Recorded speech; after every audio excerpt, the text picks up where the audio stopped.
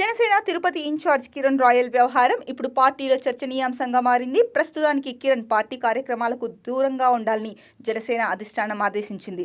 ఇది ఇలా ఉంటే మరోవైపు తనపై వస్తున్న ఆరోపణలకు సంబంధించి తిరుపతి అడిషనల్ ఎస్పీని కలిసి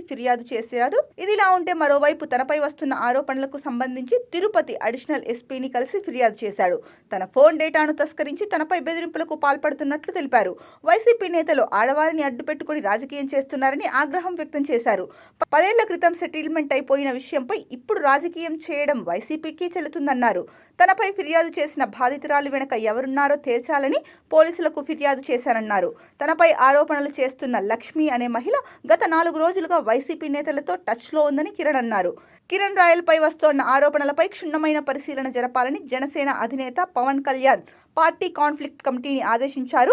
విచారణ పూర్తయ్యే వరకు పార్టీ కార్యక్రమాలకు దూరంగా ఉండాలని సూచించారు. కాగా జనసేన నేత కిరణ్ రాయల్ను నమ్మి మోసపోయానంటూ లక్ష్మి అనే మహిళ 3 రోజుల క్రితం సెల్ఫీ వీడియో రిలీజ్ చేశారు. కిరణ్ తనను బెదిరించి ₹1 కోటి పైగా నగదు, 25 సవర్ల బంగారం కాజేసి ఆర్థిక ఇబ్బందుల్లోకి నెట్టేశాడని, అందుకే తాను ఆత్మహత్య చేసుకోబోతున్నాను అంటూ అందులో తెలిపింది. కిరణ్ రాయల్ లక్ష్మి వాళ్ళ ఇంటికి వెళ్లిన సీసీ ఫుటేజ్ తాజాగా వెలుగులోకి వచ్చింది. ఆమె ఇంటి లోపలకు వెళ్తున్న దృశ్యాలు, బయటకు వస్తున్న దృశ్యాలు క్లియర్ కట్గా ఉన్నాయి. అయితే తనపై వస్తున్న ఆరోపణల వెనుక వైసీపీ ఉందని ఆరోపిస్తున్నారు కిరణ్ రాయల్. మరి ఈ వివాదం ఇంకెంత దూరం వెళ్తుందో చూడాలి మరి.